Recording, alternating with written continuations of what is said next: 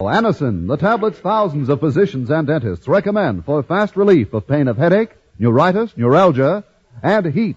The liniment that's strong yet does not burn. Present Our Miss Brooks, starring Eve Arden. It's time once again for another comedy episode of Our Miss Brooks Transcribed. But first, if you suffer from the pains of a headache, we urge you to try the remarkable product this program features, Anacin. Anacin is like a doctor's prescription. That is, Anacin contains not just one, but a combination of medically proven active ingredients. The relief these tablets bring is not only effective, but often incredibly fast. Many of you I know first discovered Anacin through your own dentist or physician. But if you have not yet used Anacin, we urge you to try these tablets the next time you are in pain from a headache, neuritis, or neuralgia. You'll be delighted with the results. Try Anacin on this guarantee. If the first few tablets do not give you all the relief you want, as fast as you want it, return the unused portion and your money will be refunded. You can get Anacin at any drug counter. It's Anacin. Easy-to-take Anacin tablets come in handy boxes of 12 and 30 and economical family-size bottles of 50 and 100.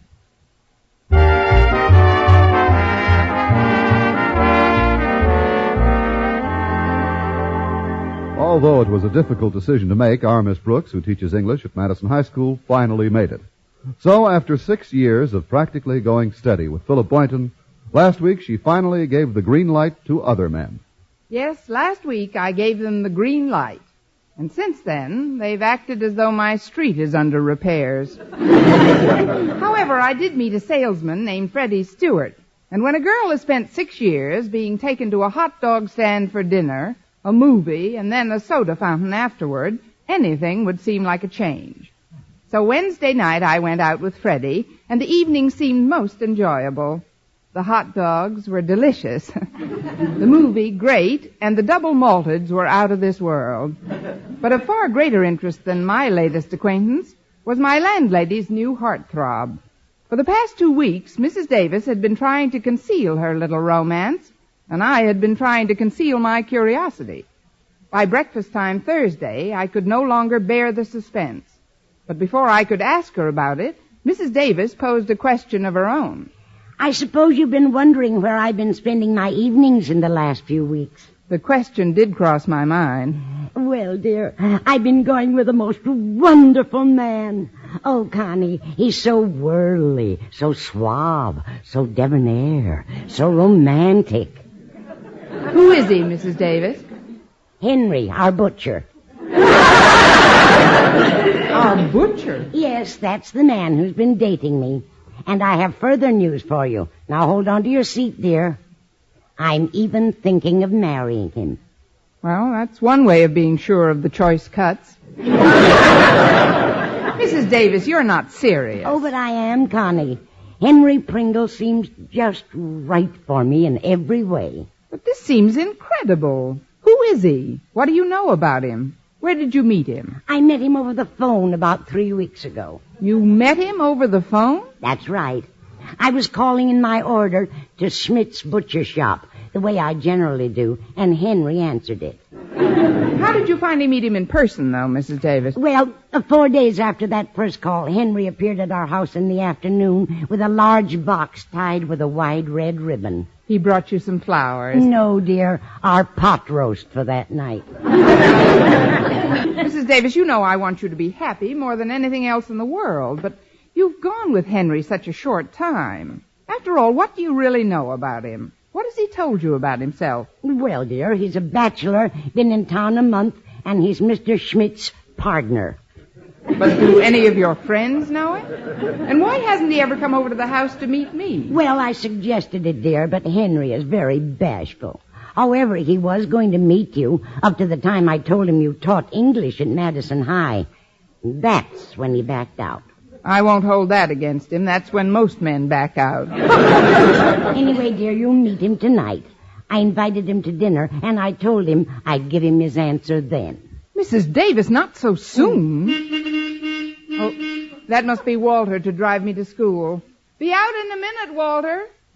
Look, Mrs. Davis, I have to leave now, but please think this over for at least another week. Wait until you know a little more about Henry.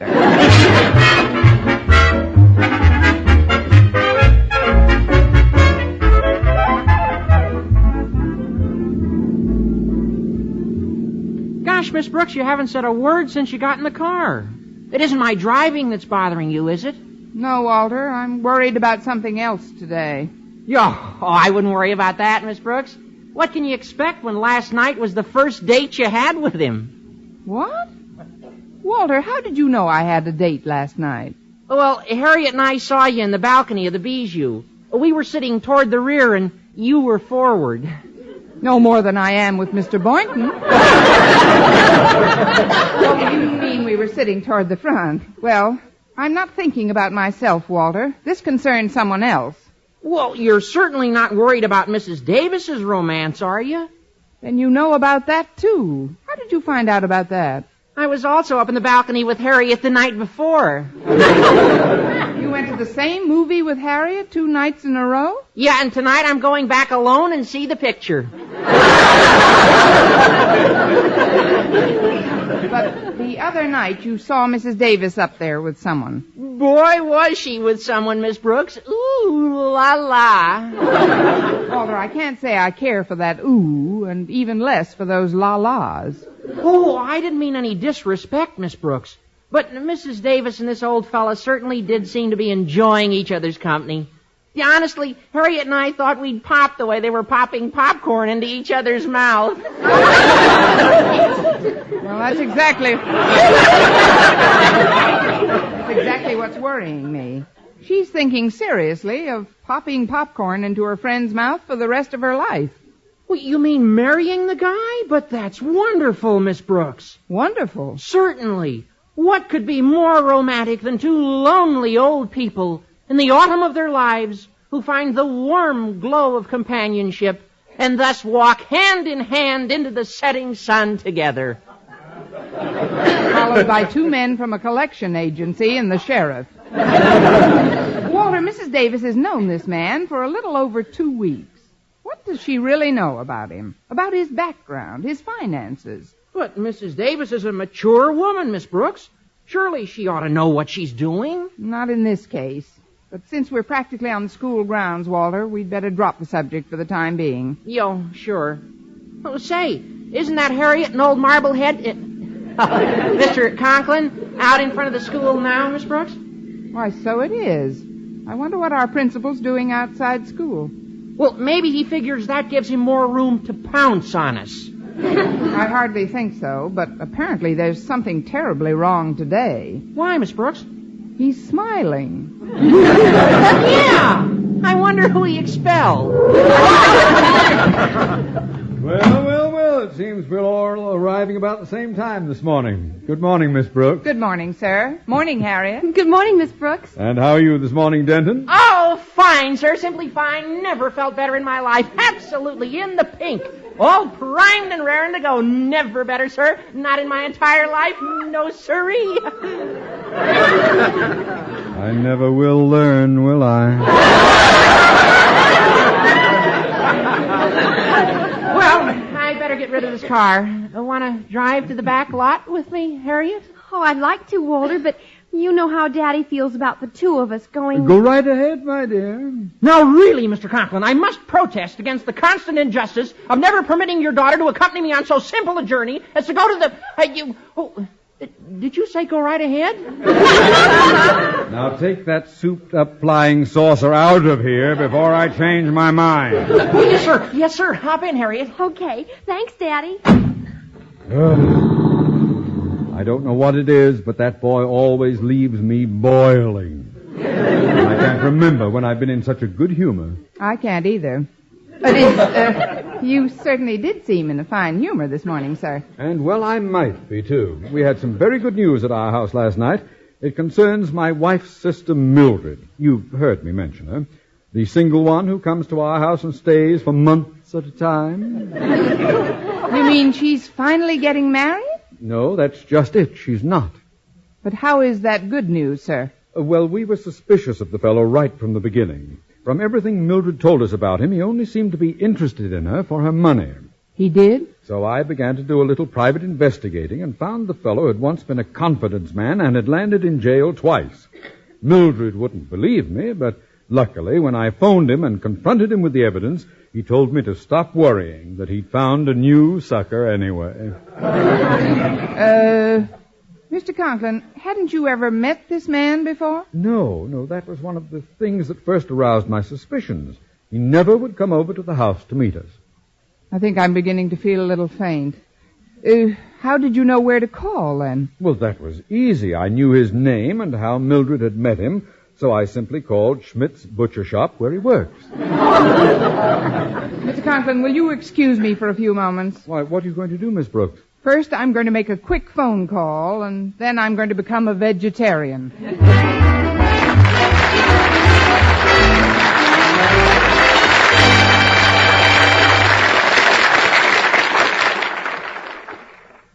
Friends, when agonizing pain of rheumatism, muscle strain, or backache makes you miserable, and every move is a torment, that's the time to reach for Heat. H-E-E-T. Heat, the liniment that's strong yet does not burn. The moment you apply it, you can feel Heat's soothing warmth working to relieve your painful miseries.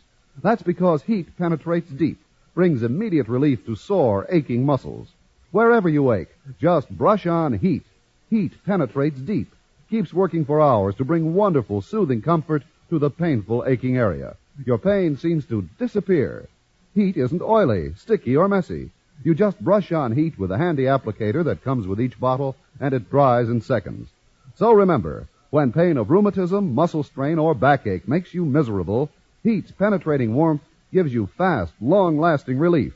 Get Heat, H-E-E-T. Heat, the liniment that penetrates deep to bring immediate relief.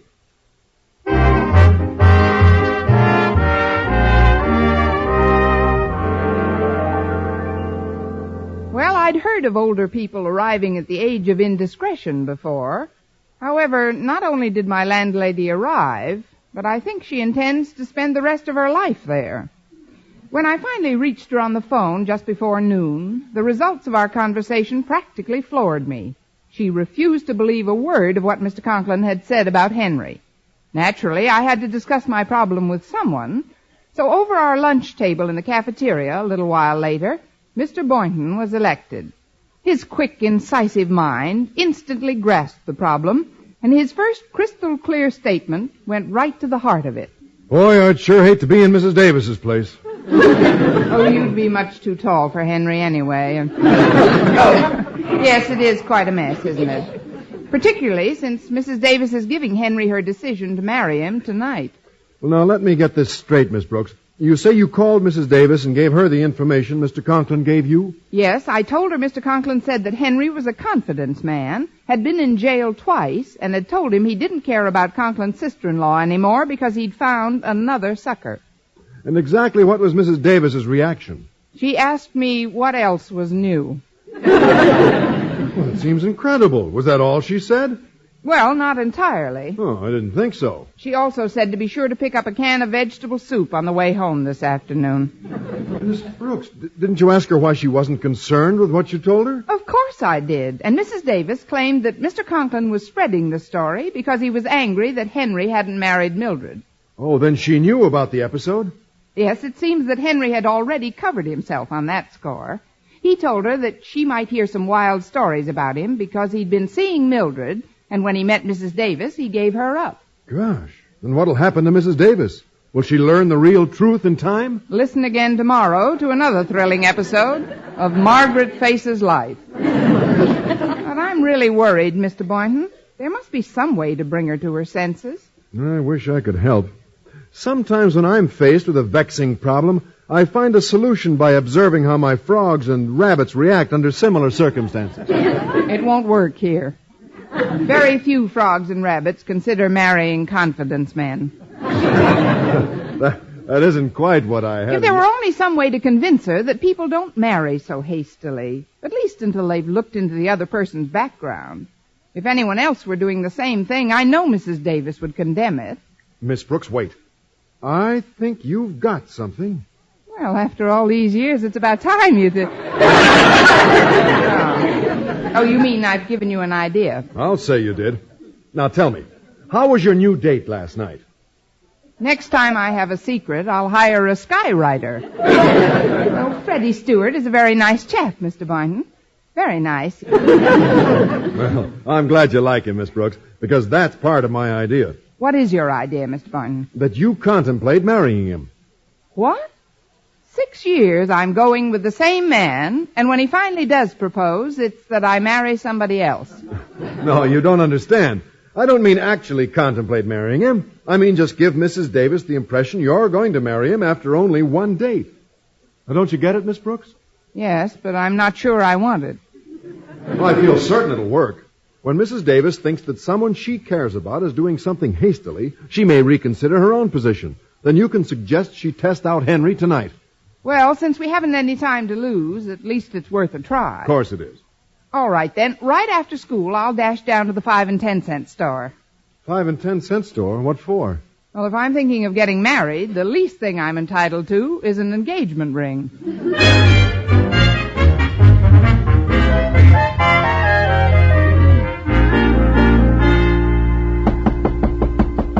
Entree. No, it's me, Mrs. Davis. I know. Come in, Mrs. Davis. My, you're home early this afternoon, dear. But why are you packing? I'm not really packing. I'm just throwing a few things into my valise. I'll be back in a few days. But, Connie, why didn't you tell me you're taking a trip? Well, this one came up so suddenly and seemed so insignificant it was hardly worth mentioning. Why not, Connie? I'm getting married. Well, Connie, even an insignificant trip like that is worth telling me about since you're going to get married. Connie, when did you decide to do that? About an hour ago, during a lull in the conversation. We're getting married this evening. Well, I think it's simply wonderful, dear. Huh? It's what we both dreamed about all these years, that someday Mr. Boynton would propose. Oh, I'm not marrying Mr. Boynton. It's Freddie Stewart. Freddie Stewart? Freddie Stewart asked you to marry him, and you accepted? Certainly. I didn't have anything else planned for this weekend, did I? He asked you an hour ago, and you're getting married tonight? Yes, Freddie says he doesn't believe in long engagements. But, Connie, marriage is the most important step of your life. You have a whole lifetime to live together. It takes months to get to know a man properly. Oh, now, Mrs. Davis. I will admit if you hadn't gotten the idea first, I might not have accepted so readily. Well, Connie, maybe I was wrong. Maybe we're both being a little hasty. I'll tell you what, dear. If you'll tell Freddie you want a little time to reconsider, I'll put Henry to the acid test tonight. The acid test? I didn't mean for you to disfigure him for life. No, what I meant is this. Since you think he's chasing me because I own this house and have a little money, I'll prove to you, dear, that you're wrong. How? Well, we'll simply reverse positions. You'll be the owner of this house.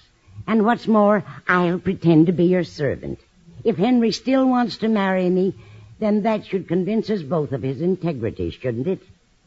Well, Connie, what do you say? What am I paying you good money for, Maggie? Get back into the kitchen and start dinner.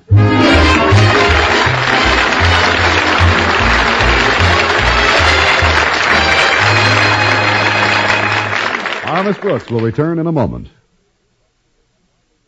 We invite you to listen while you work every weekday to the great family of familiar daytime dramas America listens to most. Every Monday through Friday on most of these same stations, you not only look in on The Romance of Helen Trent, but visit Three Oaks, where young Dr. Malone is facing his latest emotional as well as professional problems. You have your exciting day in court with the lawyer detective Perry Mason. You follow the latest doings in Hilltop House and listen for The Guiding Light and CBS Radio's Brighter Day program. And, of course, there's always an unusual experience in store on the second Mrs. Burton. Every Monday through Friday, the Star's Address holds up a mirror to the lives of people you have come to care about through the years of listening. Tomorrow and every weekday, enjoy these fine daytime dramatic programs. Remember, by keeping several sets tuned in, strategically located in different rooms, you can literally listen while you work as you move about your home and do the daily chores. Millions listen every weekday. When you do, you're in excellent company, and plenty of it, at the Star's Address.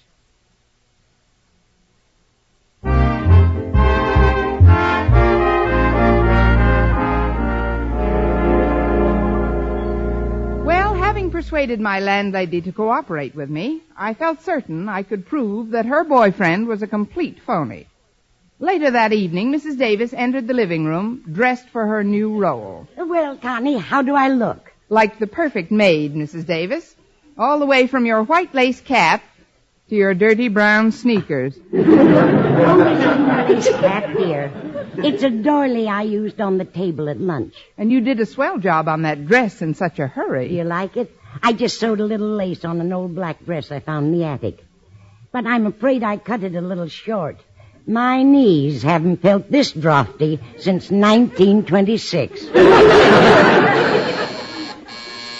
Ah, this must be Henry now. You'd better go inside and give me a few minutes alone with him before you announce dinner. All right, but you will be nice to him, Connie. Mrs. Davis, we've been all through that. Now go ahead. Well, all right, Connie. Oh, hello. You must be Henry Pringle. Yes, my dear, Henry Pringle. And you must be Miss Brooks. Oh, I've heard so much about you. Believe me, my dear, there isn't a morning when my little sweetheart phones in a meat order that your name doesn't come up.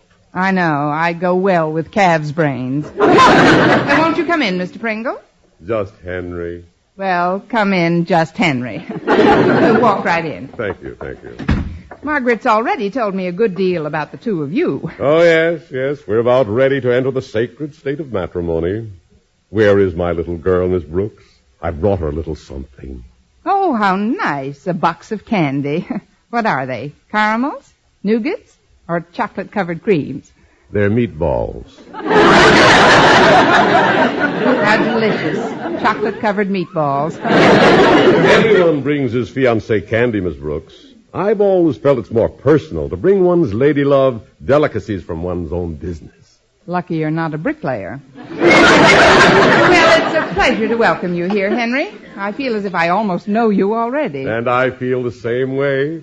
Margaret's told me so much about you, how you taught school and everything. She told you I taught school? You're not the school teacher? Oh, gracious, no. That's only for people who have to earn a living. Or as the word scratch for a living. My, that Margaret certainly has a vivid imagination. Next, I suppose, she'll be telling you she owns this house. She doesn't own this house? Oh, now, really? Does a servant ever own her mistress's house? She's your servant? Henry, am I coming through clearly? But she never told me anything about that. Oh, well, let's go into the living room and wait for her. Only please watch those scatter rugs.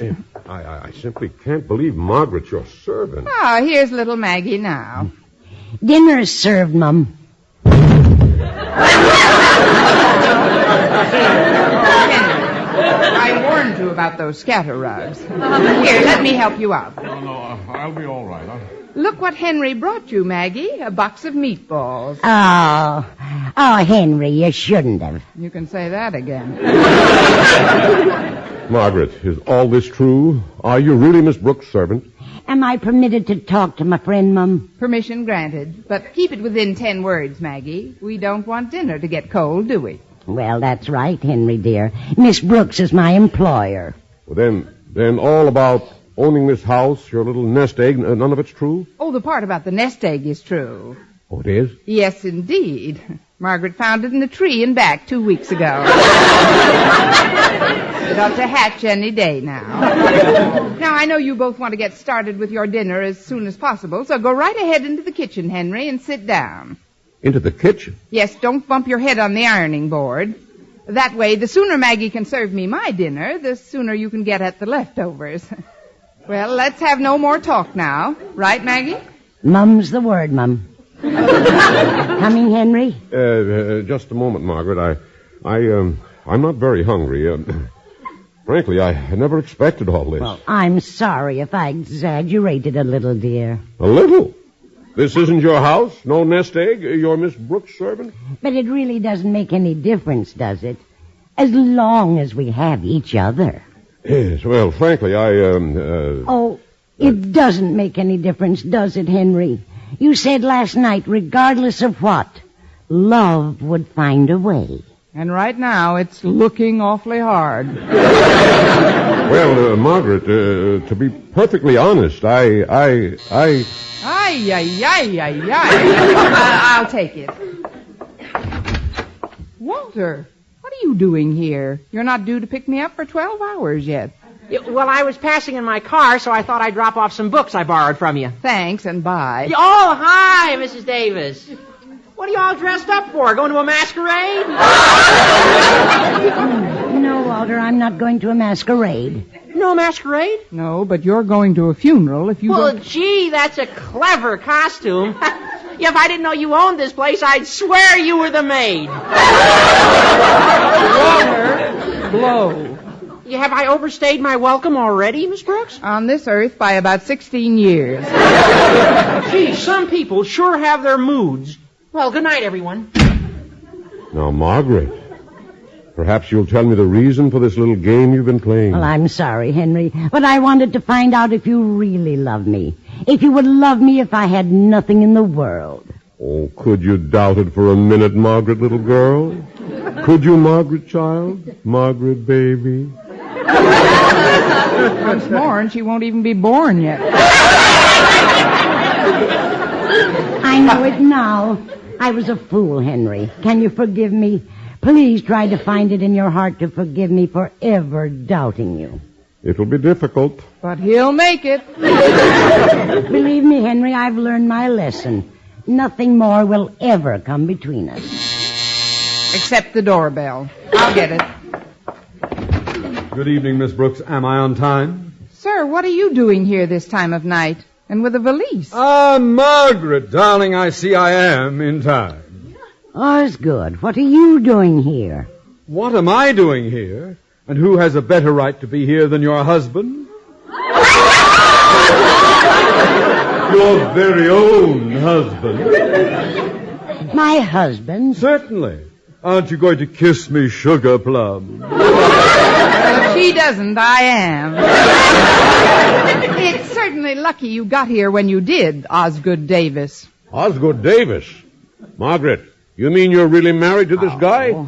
Henry, of course I'm not. There's not a word of truth in it. This man is an imposter. There, I won't argue, but he is your husband. Henry, you don't believe this, do you? I don't know what to believe anymore. But I'm certainly not taking any chances. Attaboy. Not after being mixed up like this 3 times before. What? Then you're not a bachelor? Margaret, girl, I haven't been a bachelor since I ran away from junior high with my French teacher. He'd said English, I'd have screamed. So if you'll excuse me, I'm getting out of here. Oh, dear. This is terrible. It's terrible. Then Henry really is the sort of man you told me he was, Connie. With a number of embellishments I had no idea of. But Osgood, how did you happen to come over tonight? Well, when Boynton told me this afternoon of the tragic mistake you were about to make, Margaret, I knew I had to do something to prevent it. Particularly when he said you wouldn't believe a word of what I'd told Miss Brooks. But how did you think of this husband role, Mr. Conklin? Well, that was just a shot in the dark, Miss Brooks. Well, luckily everything worked out all right. And I believe I have an idea how we can prevent this sort of thing from happening again. How, dear? From now on, I'll do the ordering by phone. Our